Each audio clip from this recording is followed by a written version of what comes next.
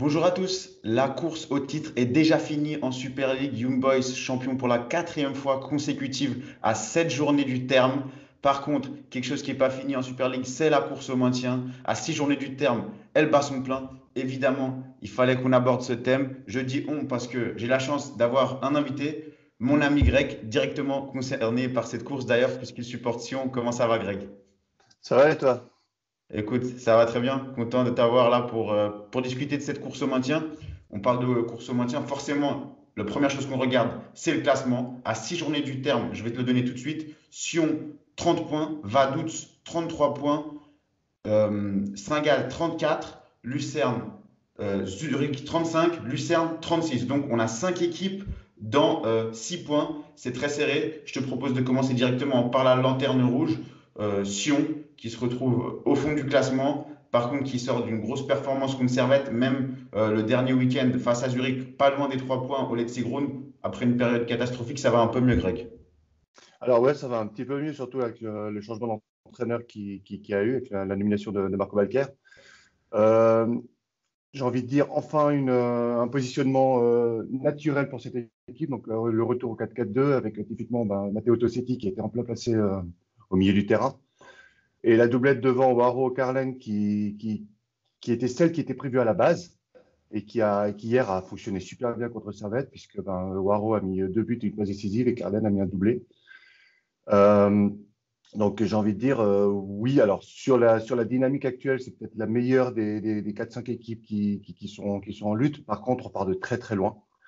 Et je pense que ça va être très très difficile parce qu'il y a quand même 3 points d'écart sur le barragiste, il y a 4 points d'écart sur le maintien et il reste 18 points en jeu.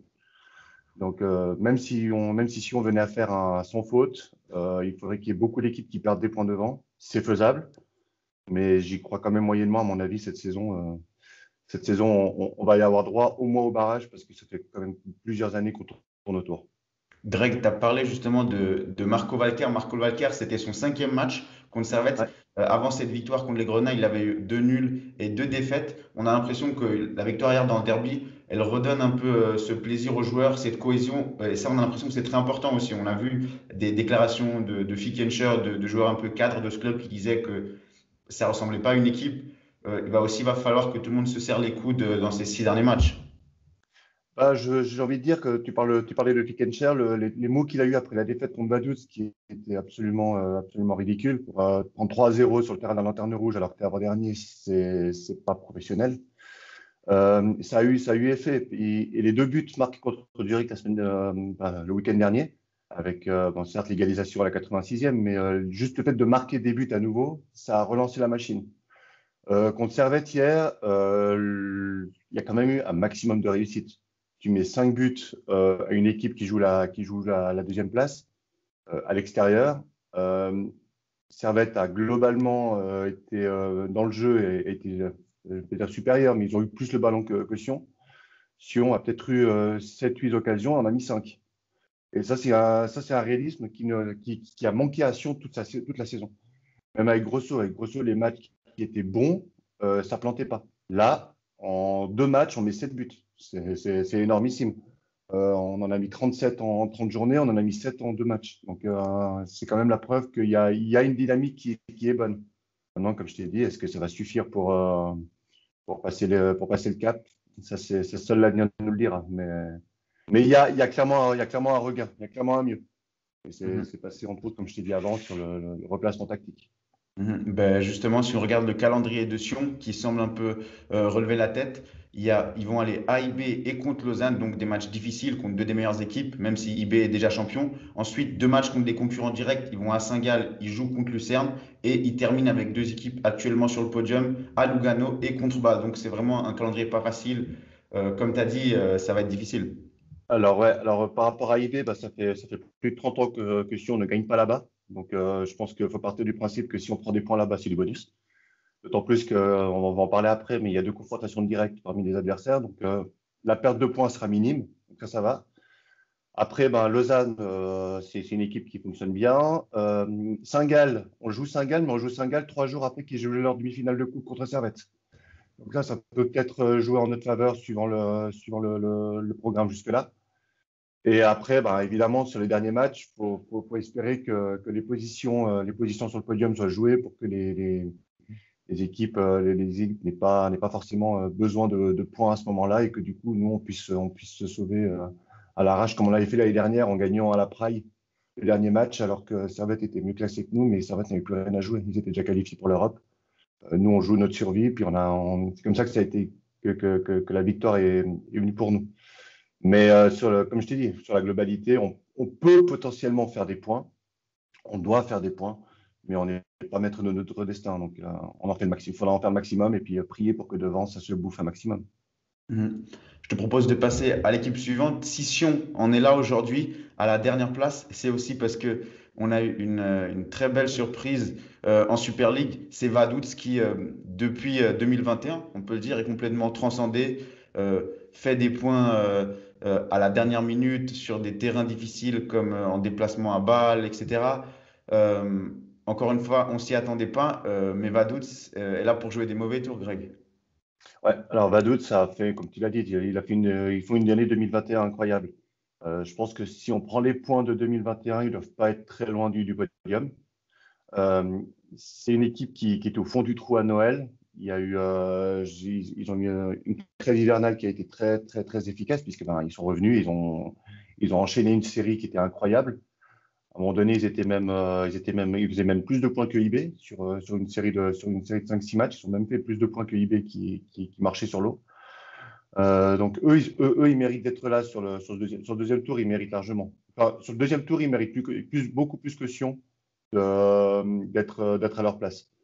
Maintenant, bah, va falloir pour eux confirmer. Le sprint final, il est difficile, surtout que ben, tu vas certainement parler, mais là, samedi, ils vont à Saint-Gall, ça va être un match à 6 points, parce que actuellement, il y a un point entre les deux, ils ne peuvent pas se permettre de faire un faux pas. Justement, c'est ça. D'ailleurs, tu parlais de à Noël, ils étaient au fond du trou, et je pense justement, il me semble que pendant cette trêve hivernale, ils ont prolongé l'entraîneur. C'est pour dire vraiment, il a envoyé un signal, il a dit on te fait confiance, et l'entraîneur derrière, il a fait le travail. Du coup, voilà, on a l'impression que Vaduz est là. Si on regarde le calendrier, ils vont avoir maintenant un déplacement à Saint-Gall qui a un point de plus ce week-end, ça va être un match incroyable samedi. Ensuite, ils vont aller à Lucerne, donc deux matchs contre des concurrents d'affilée. Ensuite, ils terminent avec un calendrier assez costaud. Ils vont à Lugano, contre Young Boys, contre Servette, à Zurich. Donc là aussi, comme Sion, c'est costaud. On verra si Vaduz nous surprend encore, hein. Bon, faut partir du principe, faut pas oublier que le championnat suisse a 10 équipes, il reste 6 matchs, donc tu as forcément des matchs contre des concurrents directs et des matchs contre des gros.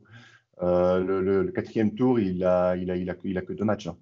Donc, on est t'es obligé de prendre en compte le fait, ben oui, tout le monde va jouer quasiment IB.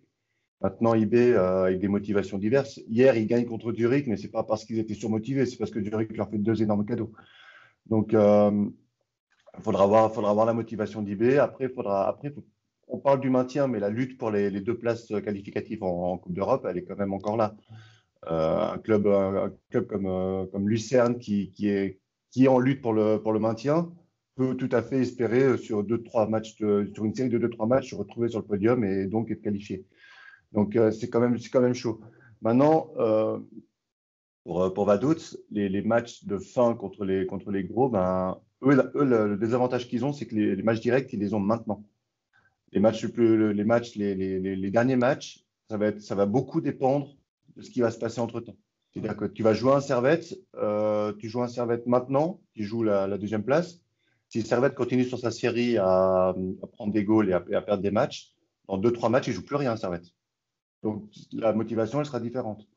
Et c'est aussi ça qui peut. Pour moi, Vaduz, c'est un calendrier qui est un petit peu plus facile que celui de Sion dans ce sens-là, à condition bien sûr que ça se décante en dessus. Et puis Zurich, les derniers matchs, ben, ça va beaucoup dépendre parce qu'on va en parler après, mais le Vaduz Zurich du dernier match risque d'être très sympathique. Ouais, tu l'as dit, ben, ça va aussi dépendre de ce qui se passe à côté. En tout cas, ben, Vaduz est certainement avec Sion sur les deux derniers matchs, l'équipe sur la meilleure dynamique. Donc, à suivre. Vaduz, donc la belle surprise. On passe à la grosse surprise, mais cette fois en négatif. Saint-Gall qui a 34 points, à un point de la place de barragiste, à 4 points de la dernière place. Saint-Gall qui était deuxième l'année passée, je le rappelle, dernier EB, ils ont tenu longtemps dans la course au titre, même 8 matchs de suite sans victoire. Greg, on ne s'attendait pas à les voir dans cette course, Saint-Gall. Bah, tu parles justement de 8 matchs de suite sans victoire. Moi, l'autre jour, quand je suis allé regarder la série de Saint-Gall, j'ai vu qu'ils avaient des victoires, mais en fait, c'est des victoires en coupe. Et ça coupe un peu ça coupe un peu la mauvaise série. Et quand j'ai réalisé qu'en championnat, ils étaient à 8 matchs de suite sans victoire, ça m'a fait un choc. Parce que Saint-Gall, ben, on a tous en mémoire la saison dernière, le match contre IB, où s'ils le gagnent, ils peuvent filer au titre avec cette histoire du fameux penalty retiré. Saint-Gall, ils ont beaucoup perdu cette année. Ils ont perdu Cédric Itten devant, qui est un manque incroyable. On ne se rendrait peut-être pas compte l'année dernière de l'apport qu'il avait ce joueur, mais bon, il a quand même été international alors qu'il jouait à Saint-Gall. C'est quand même la preuve qu'il a de la qualité, ce joueur. Ils ont aussi beaucoup perdu avec le huis clos, il ne faut pas oublier. À Saint-Gall, le public, c'est vraiment le 12e homme. Quand tu joues à Saint-Gall, bon, anciennement l'Espenmos, maintenant c'est le Kibun Park. C'est juste un. Qui vont pas. Ouais, Kibun Park, le public est derrière toi. Et maintenant, bah, tu as plus de difficultés. Alors, le public, c'est important, mais c'est surtout très important dans ces séries actuellement. Quand tu as 8 matchs de suite sans victoire, avoir le public derrière toi qui peut te booster, ça peut être un plus. Et à Saint-Gall, actuellement, ils ne l'ont pas et c'est une arme que le club a historiquement. Après, ben, voilà, quoi. C'est vrai que c'est une grosse surprise de les voir là. On les pensait plus haut. Maintenant, la place normale de Saint-Gall, c'est le milieu de tableau. La deuxième place de l'année dernière, c'est une bonne réussite, mais c'est pas la place naturelle que devrait avoir Saint-Gall comme ça, avec les infrastructures actuelles. Surtout quand tu perds des gros joueurs, en été. Donc maintenant, les voir là, c'est évidemment étonnant. On est bien tous d'accord là-dessus. Mais il faut pas oublier que l'année dernière, c'était très heureux. Je pense qu'ils sont plus proches de leur place là que l'année dernière. Mhm. Ouais, sur régime la saison dernière, c'est sûr. Et ça nous montre aussi que lorsque l'été, tu te sépares de trois de tes cinq meilleurs joueurs en la personne de Iten, Demirovic et Efti, qui est filé chez IB, ben, dans le championnat suisse, tu peux pas te permettre. Si on regarde maintenant Saint-Gall, ce qu'il leur reste pour s'éloigner absolument de cette course de laquelle ils ne devraient pas faire partie, ce week-end, ben, il y a le choc contre Vaduz, hein, attention à ne pas le perdre. Ensuite, ils vont aller à Bâle contre Sion et à Zurich. Donc, sur les 4 prochains matchs, il y a trois équipes qui sont englobées dans la course au maintien.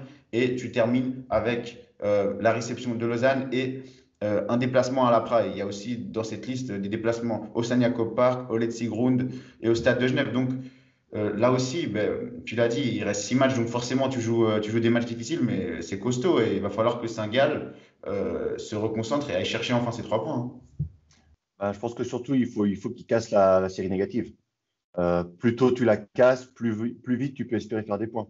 C'est ce que Sion a fait quelque part en faisant les matchs nuls, en faisant les derniers matchs nuls, dont le dernier contre Zurich, on était très proche de la victoire, et la victoire de hier.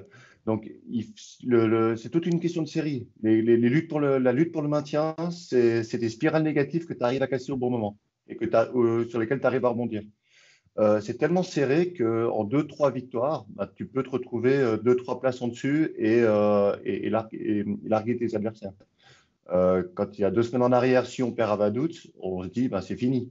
Si on a 6 points de retard, il reste 7-8 matchs, certes, mais c'est fini.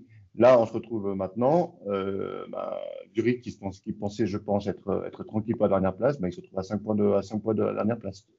Donc, c'est vraiment une question de série. Donc, ce Saint-Gall, bah, c'est comme Zurich, on va en parler après, c'est une spirale négative qu'il faut réussir à casser. Donc, Tyler a essayé contre Lugano de changer de système de jeu. Ça n'a pas fonctionné. Enfin, j'ai vu le match un peu par bribes, mais ce que j'ai vu, en tout cas, déjà le résultat, ça n'a pas fonctionné. Puis dans le jeu, c'était pas exceptionnel. Mais ça passe par là. T'essayes des chocs psychologiques, t'essayes des changements de joueurs, de mettre des titulaires habituels sur le banc, de faire changer le système de jeu, de changer de l'animation, etc. Ça marche, ça marche pas, ben ça marche pas. Mais là, ben, Saint-Gall, leur objectif principal, c'est ça. Si ce week-end ils perdent, À mon avis, ça va être très très compliqué sur le terrain, mais aussi dans les têtes. Ouais. Et en plus, Saint-Gall, il y a quelque chose, c'est que là, ils ont aussi l'objectif, enfin l'objectif, je ne sais pas si ça devient un objectif, mais ils ont la coupe encore. On va en parler aussi avec Lucien après. Saint-Gall, je sais pas, dans 10 jours, 2 semaines, ils jouent Servette en coupe. Euh, comment est-ce qu'ils vont gérer les deux tableaux? Euh, Bon, je pense qu'évidemment, entre les deux, le choix se porte sur le maintien. Mais après, si tu peux faire quelque chose en coupe, la coupe peut aussi servir de détonateur. Mhm. Ouais. Donc, à voir. Ouais, tu l'as dit, ben justement, Saint-Gall, d'ailleurs, tu parlais du match contre Lugano. L'autre jour, contre Lugano, ils étaient assez patrons du jeu, mais il n'y a presque pas eu de tir cadré. Et contre Lugano, 4 matchs, 0 but marqué. Et voilà, ça veut vraiment dire quelque chose.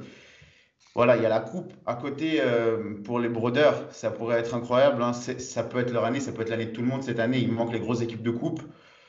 Une autre équipe qui est encore dans la course en coupe et au maintien, c'est Lucerne. Lucerne qui est sixième avec 36 points. Pour le moment, c'est l'équipe la plus loin, la plus éloignée de la dernière place et de la place de barragiste. Sur le papier, c'est pas vraiment surprenant de le voir là parce que voilà, Lucerne, chaque année, on sait que ça va plus être la deuxième partie du classement que celle en haut. Mais quand on voyait avec Celestini le jeu offensif qui montrait, même au début 2021, quand ça a repris, c'était une des meilleures équipes. Donc, quelque part, on ne serait pas attendu de les voir là. Effectivement, bon, après, cette semaine, ils ont quand même battu Lausanne. Donc, c'est quand même une bonne performance. À mon avis, Lucerne, je te le disais avec Saint-Gall là, avant, Lucerne est à sa place. C'est-à-dire milieu de tableau. Ils sont à la fois proches, enfin, à la fois à portée de tir des relégables, mais à la fois, ils sont, eux, à portée de tir de l'Europe. Ils ont autant de points. Ils ont quoi? 7 points de retard sur le troisième et 6 points d'avance sur le dernier. Donc, pour moi, eux, ils sont à leur place. Après, moi, Lucien, je ne me fais pas trop de soucis pour une raison simple, c'est qu'il y a beaucoup trop d'équipes derrière eux. S'ils étaient 7 8e avec ce nombre de points d'avance, ça pourrait être inquiétant. Là, ils ont quand même 4 équipes derrière eux, donc ça veut dire que ça va se prendre des points, ça va perdre des points contre les équipes du haut de tableau. Et Lucerne va en faire des points. Donc pour moi, Lucerne, ils sont à leur place. Il faut qu'ils fassent attention, on est bien d'accord. Mais à mon avis, eux, ils sont plus dans une optique de regarder vers le haut, en mode on s'en fiche de ce qui se passe derrière, on va vers le haut, on y va. On prend les points, on regardera ce qui se passe. Et puis si dans 2, 3 journées, ils se retrouvent un peu dans la difficulté, là, ils vont resserrer les boulons.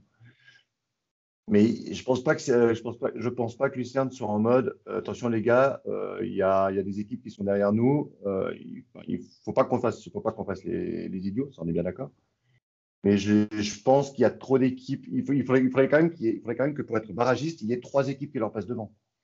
C'est quand même beaucoup dans un sprint final. C'est faisable, mais pour moi c'est quand même beaucoup parce que, comme tu dis, en plus il y a des confrontations directes qui arrivent. Donc, sur les 4 équipes qui sont derrière, il n'y en a aucune qui va faire 18 points. Ça, on est bien d'accord. Ça, on est clair et net. Si tu fais sur les 36 points qui restent, on va dire s'ils font 10 points sur les 18 qui restent, je pense qu'ils sont largement tranquilles et les 10 points, ils sont faisables sur le calendrier.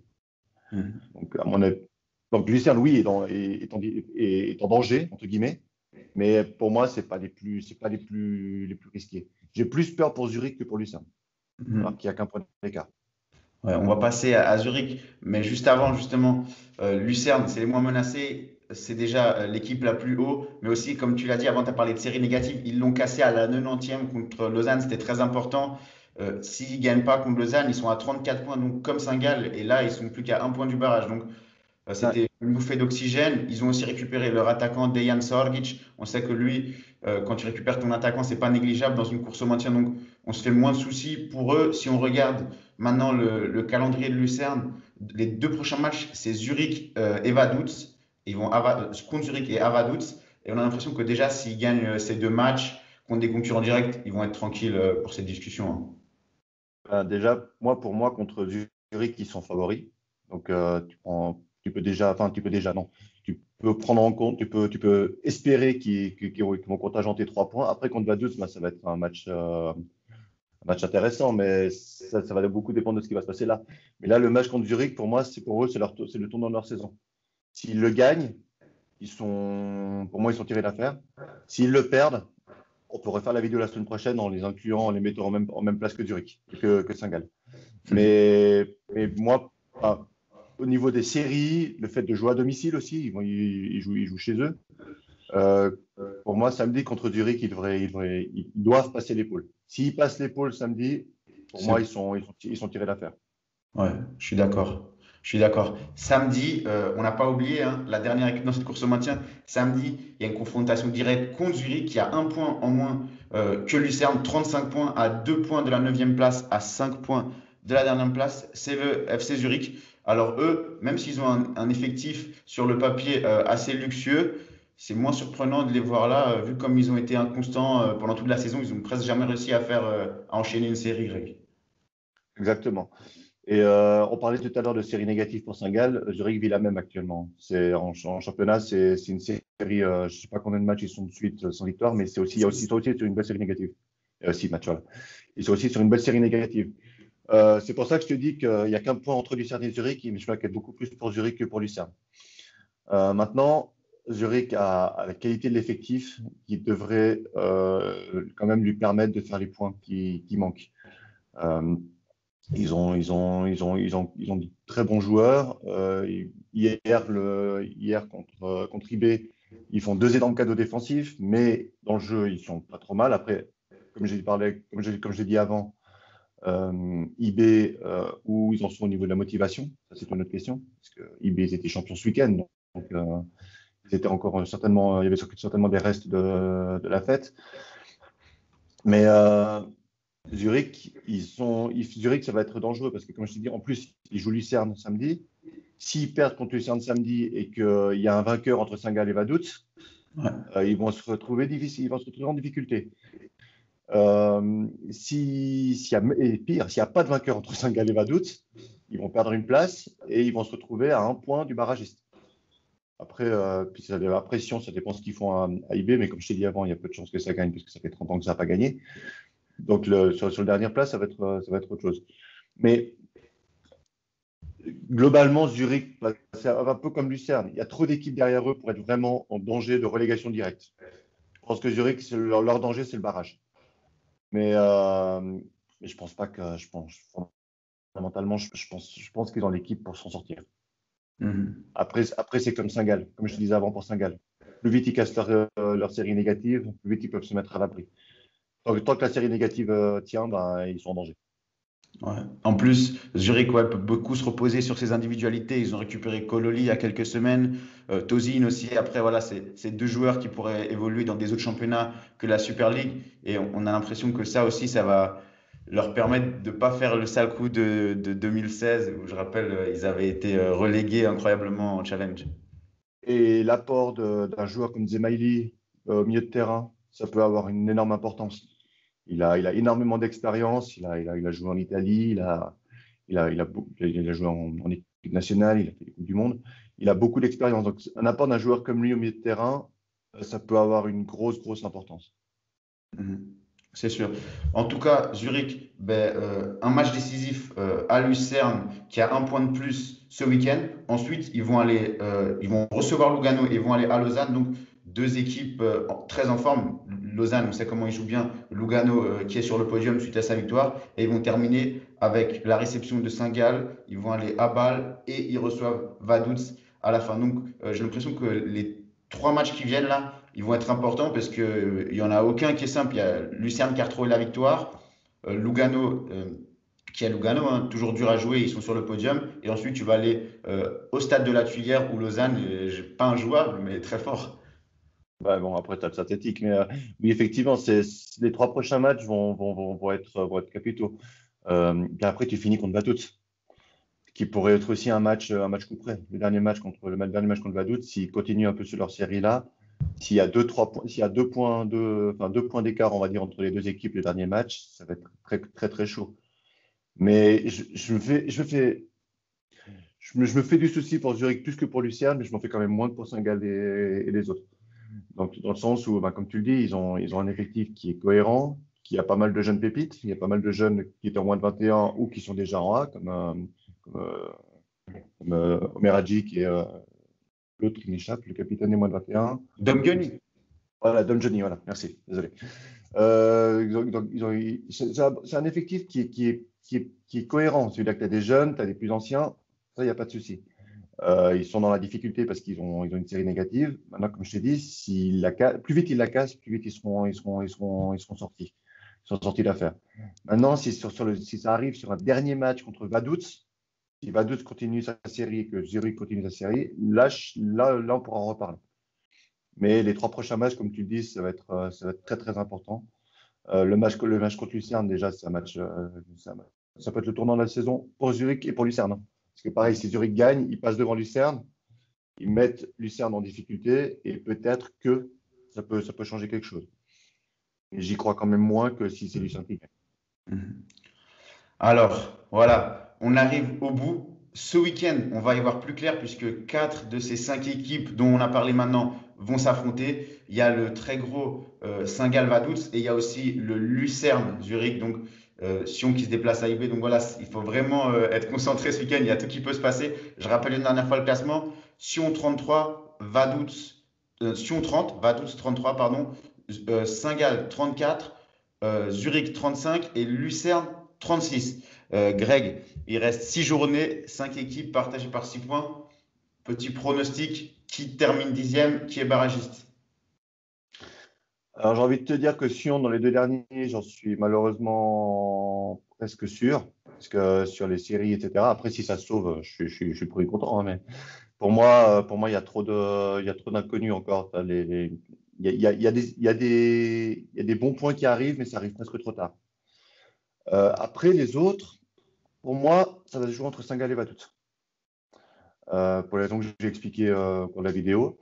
Vaduz est parti de trop loin à Noël et Saint-Gall perd trop maintenant, en fait. Si tu veux. C'est un peu comme s'ils avaient le premier tour de l'un et le deuxième tour de l'autre. Ils se sont un peu, c'est des chassés croisés. Donc, pour moi, ça va se jouer entre ces trois-là. Lucerne, pour moi, ils sont, on va dire, à 80%, ils sont bons. Zurich, ça va dépendre un peu de leur série des 3 prochains matchs. Mais moi, pour moi, ça va se jouer entre les trois. Et puis, allez, je te dirais, le côté objectif dirait Vaduz 9, Sion 10. Le côté optimiste dirait Sion 9, Vaduz 10. Et encore Sion 9, si c'est pour jouer tout Nuggetze en barrage. Je suis pas très sûr non plus. Mais bon, après voilà. Pour moi, ça va se jouer. Pour moi, ça va se jouer surtout entre Saint-Gall, Vaduz et Sion. Ouais. Avec Zurich, attention. Je suis Mais assez d'accord avec toi. J'aurais tendance à dire Vaduz 10e et Sion barragiste, surtout vu la dynamique actuelle. Je pense que Sion peut quand même se révolter un peu et aller chercher la place de barragiste. Je doute qu'il puisse arriver plus haut, surtout vu les calendriers, hein. Sion et Vaduz, c'est 2 des calendriers les plus costauds, j'ai l'impression. On les a donnés au début. Et Vaduz aussi, je les vois un peu craquer parce que là, ils sont en sur-régime complet depuis 1 mois ou 2. Et surtout, ils marquent presque sur ballon arrêté. Ils n'ont pas vraiment de buteur. Alors que hier, on a vu que Sion pouvait se reposer sur Carlen ou Haro. ouais, bon, après Sion hier, faut quand même pas s'enflammer parce qu'il y a une victoire dans le derby. Donc, je pense que juste ça, ça sauve la saison. Mais comme j'ai dit avant, ils doivent avoir 8 actions, ils en mettent 5. C'est pas parce qu'ils ont gagné hier que derrière ça va partir. Hier, il y a eu un maximum de réussite. Après, s'ils arrivent à s'appuyer là-dessus et garder cette réussite, oui. Maintenant, si c'est se dire, c'est bon, la série elle est lancée, on a gagné à Servette. Non, parce que Servette, ils ont quand même pris 10 goals en 2 matchs. Donc, c'est quand même pas sûr, ce que je veux dire. Donc, oui, alors sur la dynamique des 2 derniers matchs, Sion est peut-être mieux que Vaduz, mais il ne faut pas trop s'enflammer, faut pas trop s'appuyer sur le match de Servette pour, euh, pour dire que Sion va se sauver. Hein, Il y a quand même ce tempérage à avoir pour moi. C'est sûr, c'est sûr. Ben, surtout que hier, c'était un peu porte ouverte à la Praille, hein, Servette défensivement, hein, c'était vraiment à revoir. Donc, faut pas se baser sur cette rencontre. En tout cas, voilà, si on va à doute, on a l'impression que c'est quand même eux qui vont être dans ces deux dernières places. C'est difficile de s'imaginer une grosse équipe, un gros nom un peu comme Saint-Gall arriver dans ces deux, même Zurich et Lucerne qui part de plus loin. Donc, on verra, tout peut encore se passer. Je rappelle qu'il n'y a pas seulement le dernier qui descend, il y a aussi la neuvième place qui est très dangereuse. Ça va probablement être contre Thun ou Grasshoppers, la place de barragiste. D'ailleurs, ce vendredi, là, on tourne, c'est vendredi matin. Peut-être que la vidéo sortira vendredi ou samedi, mais vendredi soir, il y a un gros Thun Getse, il y a 4 points d'écart. Donc là aussi, ça déterminera peut-être le barragiste. Ça sera à suivre.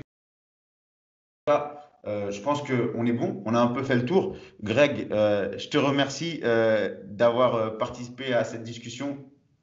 Merci à toi pour l'invitation.